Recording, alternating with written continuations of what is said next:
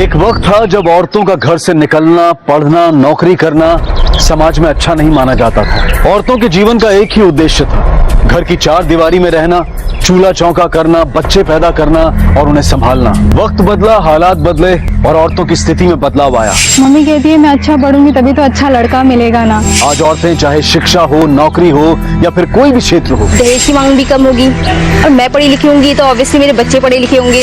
वो किसी भी हुनर में मर्दों से कम नहीं है। अपनी फैमिली को जरूरत पड़ने पर उनका सपोर्ट कर सकूं, अपने भाई बहनों को अच्छी एजुकेशन दे सकूं। पढ़ लिख के इंजीनियर बनूंगी तभी तो इंजीनियर लड़का मिलेगा ना। कल को अगर मेरी शादी होती है तो मैं अपनी फैमिली, अपने हस्बैंड का पूरा सपोर्ट कर सकूं। लेकिन आज भी हमारे देश के कई हिस्सों में लड़कियां या तो शिक्षा से दूर हैं या फिर उनकी शिक्षा एक अच्छा वर और घर पाने का जरिया मात्र है। आखिर क्यों? हमारी आज की कहानी एक लड़की कोयल की है जो ऐसे ही माहौल में एक बेहतर जिंदगी जीना चाहती थी। ठीक है, अब दाल चावल रोज बनेगा, पनीर वनीर नहीं बनेगा ना इस घर में। अब क्या हो, पहली तारीख बीत गई, उसके बाद भी 10 दिन ऊपर हो गए।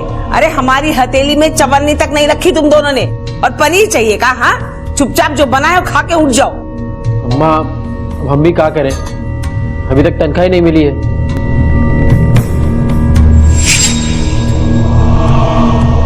अम्मा, एक बात कहें? हाँ, हमें कल 5,000 रुपए मिल सकते हैं का?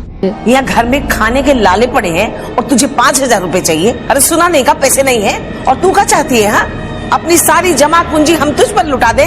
चुपचाप एक बात कान खोल के सुन ले, जितना पढ़ाए हैं उतना बहुत हो गया, बस अब और नहीं। शादी करके चुपचाप निकल जाओ इधर से।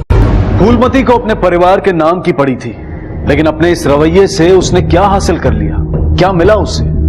अपना पूरा परिवार खो दिया उसने। हरीश को कोयल की हत्या के जुर्म में हिरासत में लिया गया है। सूरज और अलका को नंदू की हत्या, अन्नू के अपहरण और बलात्कार में दोषी ठहराया गया है।